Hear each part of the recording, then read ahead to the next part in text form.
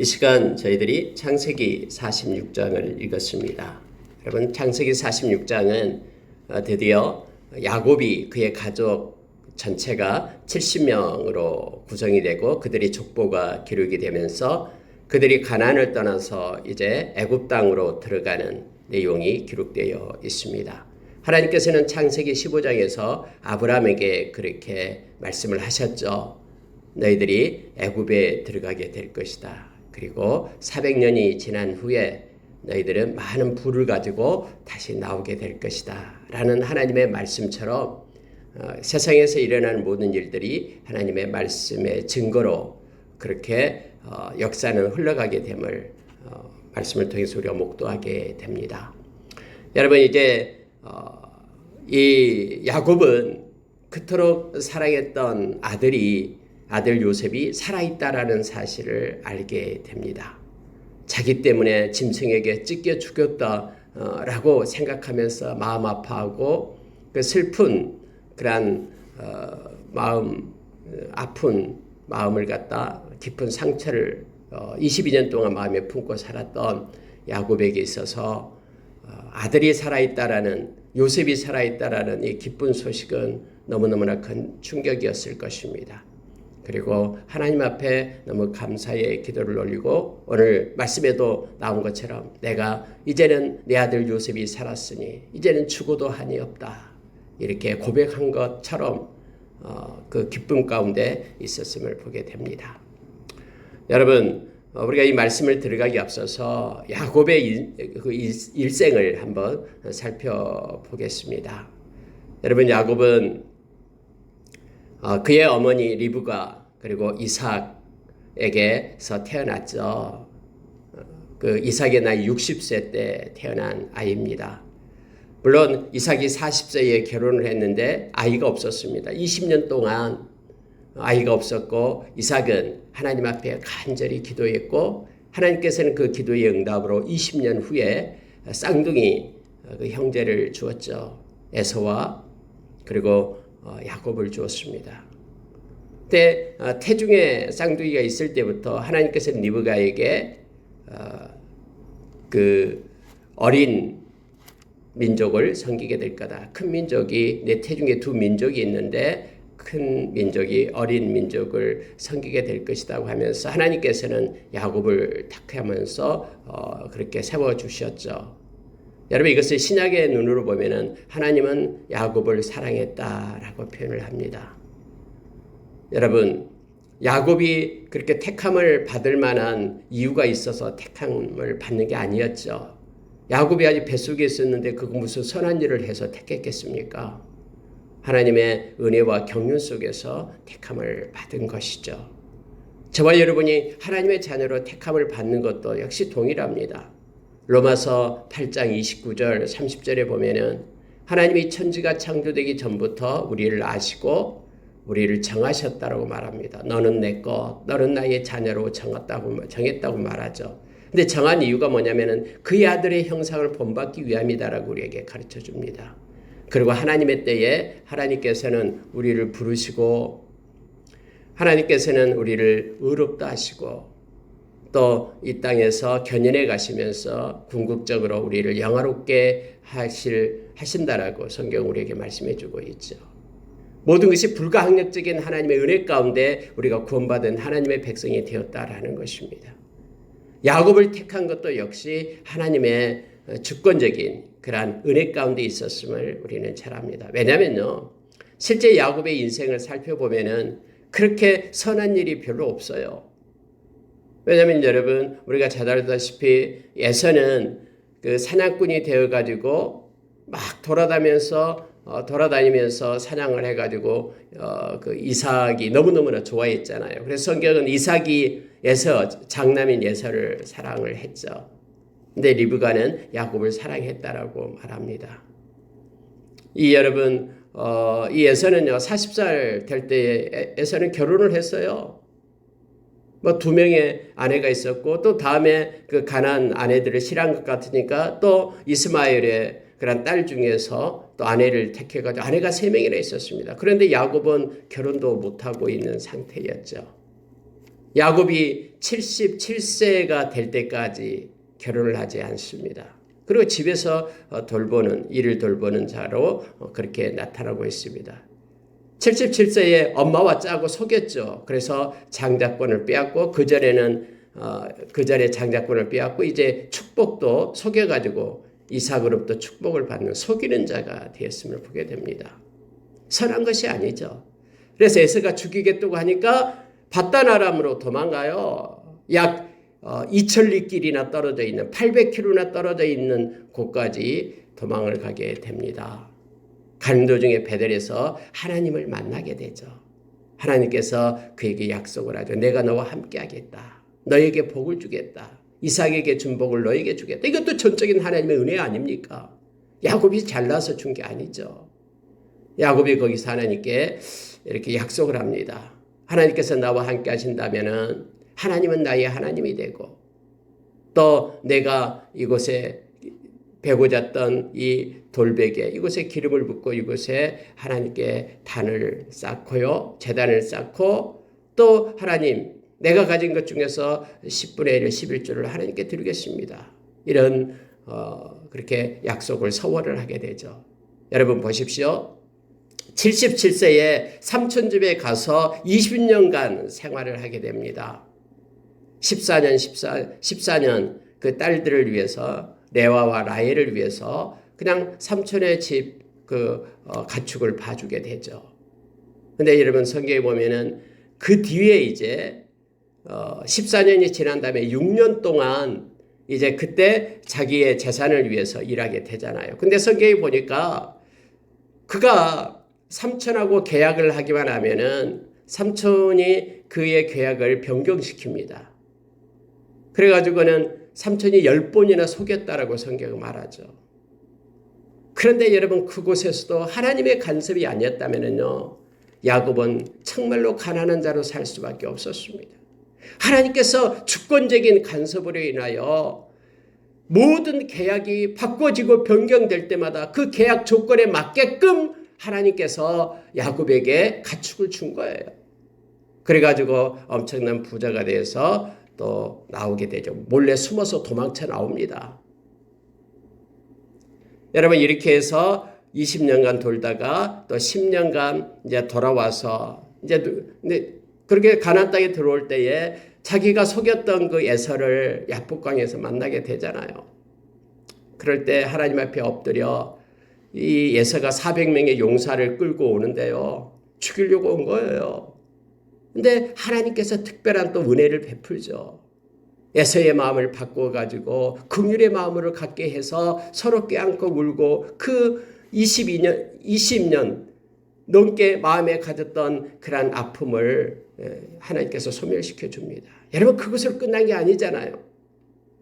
그의 딸 디나는 또 강간을 당해가지고 또 이걸 보고 있던 시므온과 레위가 몰래 들어가서 거짓 하나님의 그 할례를 이용해가지고 그들을 남자들을 다 죽여버리는 사건이 있잖아요. 악취를 풍기겠다고 이제 우리는 끝났다라고 했을 때 왜냐하면 주변의 모든 민족들이 조그만이 부족 가만두겠습니까? 물 건너온 그런 민족이라는 뜻으로 종족이라는 뜻으로서 히브리라는 단어가 그 단어잖아요. 물 건너왔다라는 거예요. 아브라함 때에 물 건너온 것을 그 족속을 가만 두겠어요. 근데 하나님께서 또 특별히 개입해서 은혜를 베풀어요. 주변에 있는 모든 사람들의 마음 가운데 두려움을 줘가지고 그들로 하여금 접근하지 못하도록. 그래서 야곱을 향해서 하나님은 말합니다. 네가 나하고 약속했지 않냐? 베델에 가서 나에게 제단 쌓기로 예배자로 서기로 약속했지 않냐? 베델로 올라가라. 올라갈 때 아무도 그를 접근하지 못하도록 하나님 특별한 간섭을 주잖아요. 그때 야곱은요. 우리 족속은 이제 망했다라고 생각했어요. 이제 끝났다라고 생각했어요. 다른 가나안 족속들이 연합해서 우리를 다 죽일 것이다라고 생각했죠. 하나님의 특별한 간섭입니다. 근데 그것으로 끝난 거 아니잖아요. 여러분 우리가 잘 알다시피 헤브론에 있을 때에 요셉의 나이 17살에 요셉을 보내잖아요. 들에 있는 형들한테 가서. 근데 형들은 꿈꾸는 자가 오른다 하면서 그를 시기해서 죽이려고 하다가 노예로 팔아버리죠. 그리고 나서 그의 채색 옷을 벗겨가지고 짐승을 잡아서 피치를 하고 이게 짐승이 찢어져 죽겠다라고 그렇게 아버지를 속이잖아요. 그 속인 세월이 바로 22년이에요. 에서가 요셉이 애굽의 총리가 될 때까지 그렇게 속이잖아요. 그리고 22년 돼서 이제 그 기근이 들어가지고 죽게 되었을 때에 그의 일행이 오늘 46장에서 요셉에게로 오는 장면이 나옵니다. 기근이 이제 2년째고요. 앞으로 5년이나 기근이 남아 있습니다. 와요. 근데 그때서 자기의 그 아들 요셉이 살아있다라는 것을 46장에서 만나게 되는 거예요. 이게 여러분 요셉의 인생이에요. 그래서 요셉이 그곳에 가서 야곱의 인생이에요. 그곳에 가서 여러분 130세에 들어가서 17년 동안 살다가 죽게 되잖아요. 147세로요. 이게 전체가 다 야곱의 인생입니다. 그래서 바로를 만날 때에 다음에 47장에서 나오죠. 내 나이 130인데 험악한 인생을 살았다라고 그렇게 고백을 하잖아요.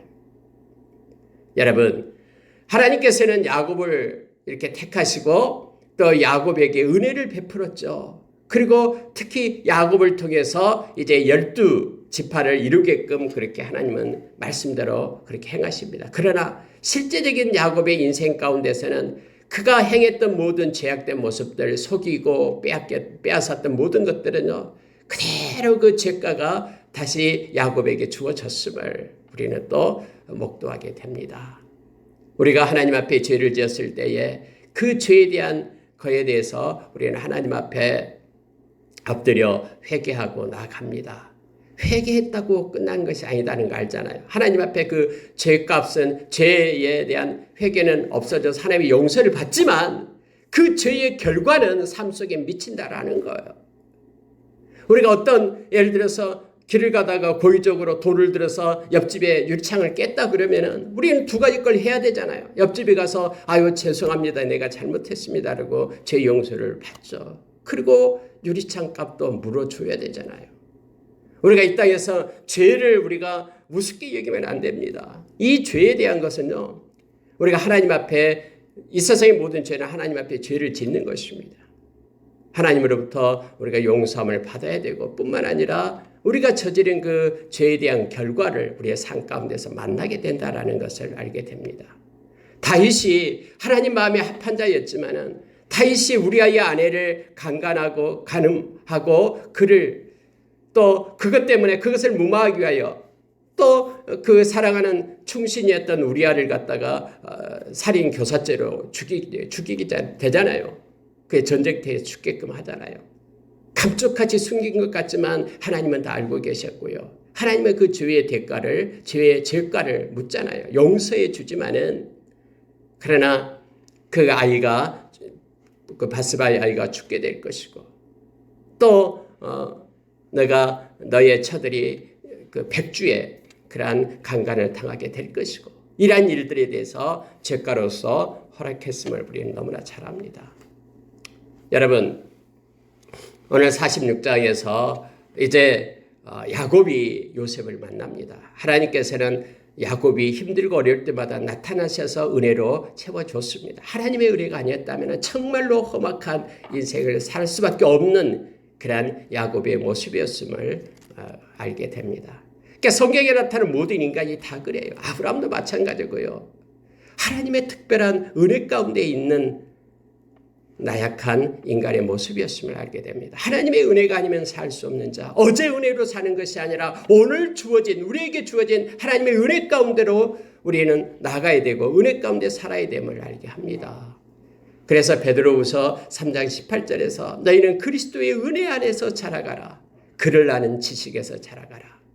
우리는 이렇게 악한 자이지만은 그래도 하나님께서 우리를 사랑하고 계신다는 그 은혜를 깨닫고 하나님이 우리를 얼마나 사랑하시는지 당신의 아들을 십자가에 우리 대신 세우시고 그의 생명을 우리에게 입혀주신 그 하나님의 사랑을 기억하면서 늘 감사로 구원의 감격으로 살라라고 우리에게 성경은 가르칩니다. 우리가 잘나서 하나님의 자녀된 것 아니고 전적인 하나님의 은혜로 하나님의 자녀되었다는 사실을 기억하게 될 때 우리는 하나님을 향한 찬양과 경배를 마르지 않고 끝까지 하나님께 영광 돌리시는 자로 세워질 수 있음을 기억합니다. 여러분 46장 한번 보십시오. 자, 1절에 보니까 이스라엘이 모든 소유를 이끌고 떠난 브엘세바에 이르러 그의 아버지 이삭의 하나님께 희생제사를 드리니 이렇게 되어 있습니다. 이제 바로가 보냈던 그 모든 수레를 타고 이제 가게 됩니다. 근데 이스라엘 땅을 얘기할 때 가장 위쪽은 단이라고 하고 가장 아래쪽은 브엘세바입니다. 그래서 단에서 브엘세바까지 하면은 이스라엘 전체 땅을 나타내는 그런 대명사로 쓰이게 되죠. 브엘세바, 이제 가나안 땅 가장 아래쪽에서 하나님 앞에 예배를 드리게 됩니다. 야곱이 이삭의 하나님을 찾으면서 아버지 이삭의 하나님께 희생제사를 드렸다. 이 말은 그곳에서 이제 가나안 땅을 떠나니까 이곳에서 하나님 앞에 엎드려 예배를 하는 장면이 나옵니다. 여러분, 이전에 하나님께서는 이삭이 이 가나안 땅을 떠나서 애굽으로 내려가려고 할 때 하나님이 말씀했죠. 기근의 때에 애굽으로 내려가려고 할 때 하나님께서는 말했습니다. 이삭아, 내려가지 마라. 이곳에 머물러 있어라. 그러면 내가 너에게 복을 주겠다. 그래서 이삭은 애굽 땅으로 내려가지 않잖아요. 그래서 오늘 이 기근의 때에 역시 야곱도 하나님 앞에 엎드려 지금 예배를 드리는 거예요. 그럴 때 하나님께서는 이삭에게 왕성하고 창대하고 왕성한 복을 주죠. 그래서 100배의 축복을 받게 하면서 거부가 되게끔 그렇게 했음을 우리는 잘 압니다. 그 이삭의 하나님께 기근의 때에 하나님의 명령에 순종했던 그 이삭의 하나님께 야곱도 역시 떠나가기 전에 기근의 때에 정말로 하나님의 뜻입니까? 아니면 하나님 우리가 어떻게 해야 됩니까? 라고 다시 한번 하나님께 묻고 하나님께 예배를 드리는 장면이 나옵니다. 그때 하나님께서는 여기에 야곱에게 나타나서 이 브엘세바의 언약을 하는 장면이 나옵니다. 2절 보십시오. 그 밤에 하나님이 이상 중에 이스라엘에게 나타나 이르시되 야곱아 야곱아 하시는지라. 야곱이 이르되 내가 여기 있나이다. 하나님이 이르시되 나는 하나님이라. 내 아버지의 하나님이니 애굽에 내려가기를 두려워하지 말라. 거기서 너로 큰 민족을 이루게 하리라. 하나님께서 여러분 야곱이요 애굽에 내려가는 것을 주저주저 했음을 알게 합니다. 왜요? 아브라함에게 주신 땅, 이삭에게 주는 이 가나안 땅, 이거 약속의 땅이잖아요. 근데 이곳을 떠나려고 하니까 그의 마음이 어떠했는가를 알 수가 있습니다. 하나님 정말 떠나야 됩니까? 기근이 왔다고 떠나야 됩니까? 내 아들 요셉이 있다고 그것을 떠나야 됩니까? 눈에 보이는 인간적인 관계에서는 떠나야 돼 맞지만은 하나님 이것이 진짜 하나님의 뜻입니까? 이런 하나님께 예배하면서 그의 마음을 하나님께 토설했겠죠. 그래서 하나님께서는 나타나셔서 야곱에게 말씀을 합니다. 거기서 너로 큰 민족을 이루게 하리라. 이런 약속을 줍니다. 두 번째로는 내가 너와 함께 애굽으로 내려가겠다라고 말합니다.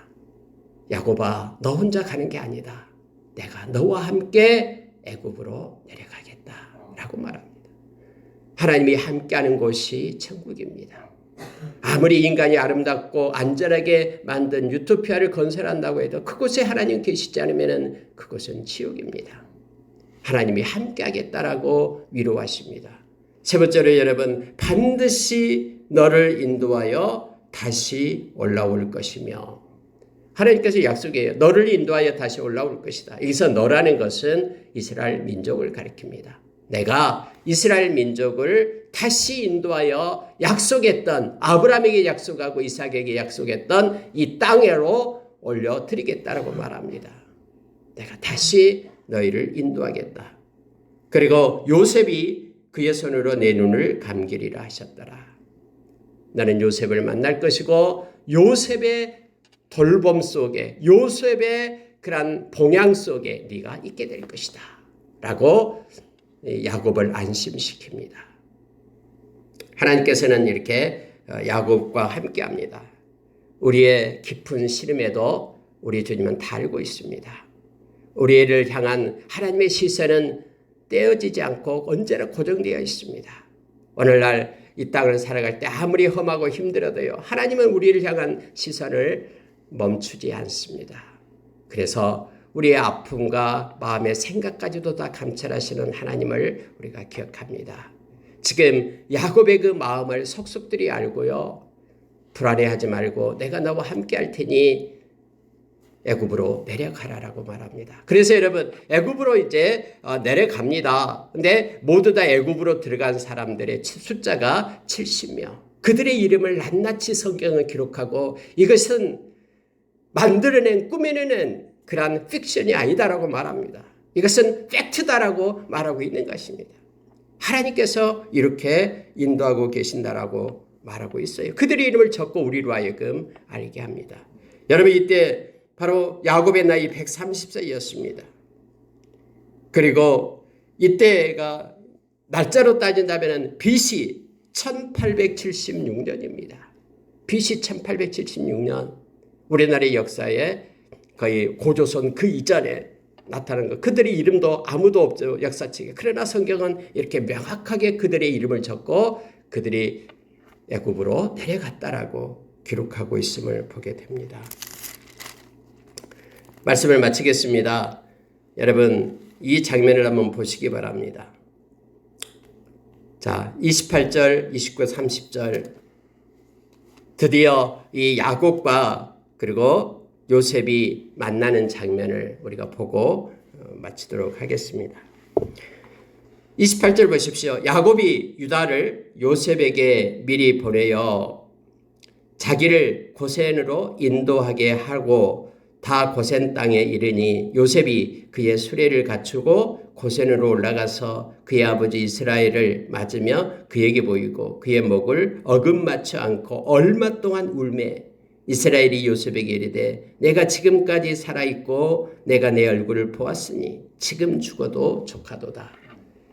그의 요셉을 잃어버리고 22년간의 삶이 어떠했는가를 이 말씀 가운데서 우리는 만나게 됩니다.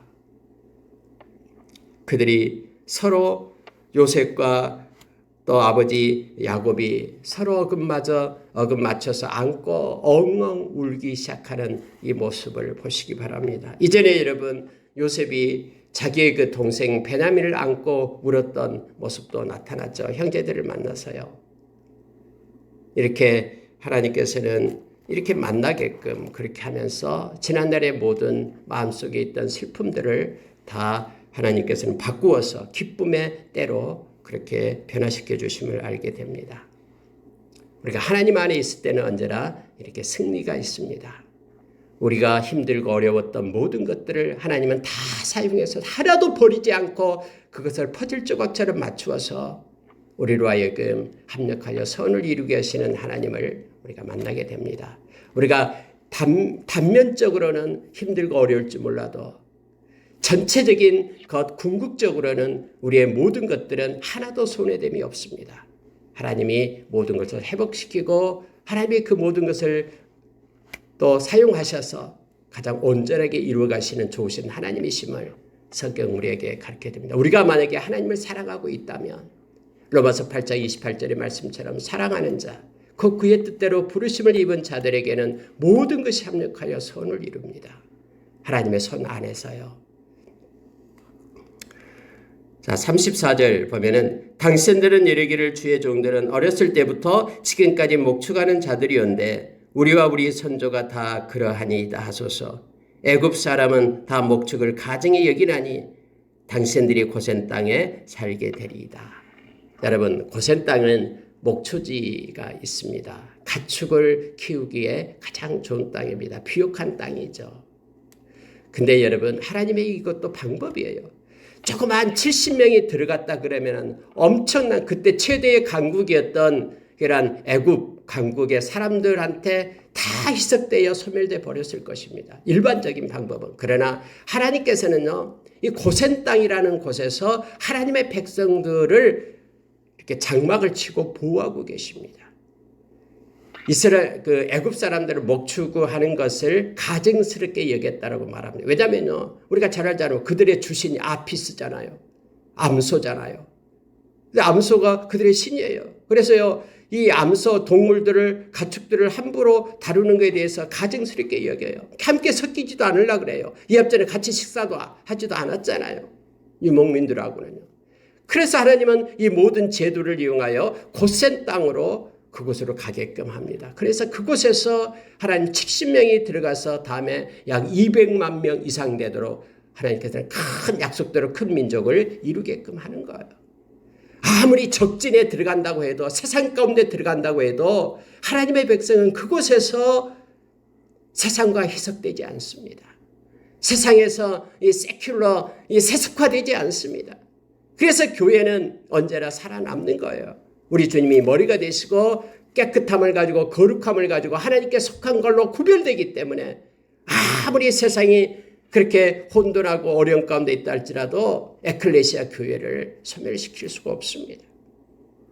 이 세상에서 없어지지 않는, 주님 오실 때까지 없어지지 않는 기관이 두 개가 있다 그러죠. 가정입니다. 가정은 하나님께서 세우셨기 때문에 가정은 소멸되지 않습니다. 마찬가지로 에클레시아 교회는 우리 주님이 부활하심으로 세운 교회잖아요. 교회의 머리가 주님이잖아요. 마태복음 16장 16절 이하에서 우리에게 말은 18절에서 특히 말씀해 주고 있잖아요. 음부의 권세가 해할 수 없습니다. 왜요? 우리 주님이 세웠기 때문에요. 근데 계속해서 약한 사탄은 이것을 공격합니다. 가정을 파괴하려고 하고 그리고 교회를 파괴하려고 합니다. 악한 자가요. 그러나 없어지지 않습니다. 고센 땅에 70명이 들어가서 그곳에서 하나님께서는 하나님의 방법대로 그들을 성장시키고 왕성하게끔 하나님께서는 생육하고 번성하게끔 충만하게끔 하는 은혜가 주어졌음을 우리는 역사적으로 알게 됩니다. 말씀을 마치겠습니다. 오늘 46장은 요셉과 또 야곱이 만나는 장면이고요. 죽은 줄 알았던 그 요셉을 야곱이 하나님의 은혜 가운데서 맞이하게 되고 너무너무나 기뻐서 그 감격의 울음을 흘리고 있는 내용을 기록하고 있습니다. 그리고 하나님의 말씀대로 이제는 애굽으로 들어가게 되어서 그곳에서 아주 막강한 민족을 이루는 그러한 시발점이 바로 46장에 기록되고 있습니다. 하나님은 언제나 우리가 어려울 때 하나님 앞에 예배를 드릴 때 하나님 우리에게 말씀해 주십니다. 브엘세바에서 야곱에게 나타나 말씀하신 그 하나님은 여전히 살아계셔서 어제도 오늘도 앞으로 영원히 살아계셔서 우리와 함께 하시는 하나님, 동일한 하나님 되심을 우리가 기억하길 원합니다. 그래서 오늘 하루도 살아계신 하나님과 코람데오 신앙으로 하나님 앞에 서서 하나님께 영광 돌리는 하루가 되길 원합니다. 하나님께 늘 엎드려 예배자로 우리가 서기를 원합니다. 함께 기도하겠습니다.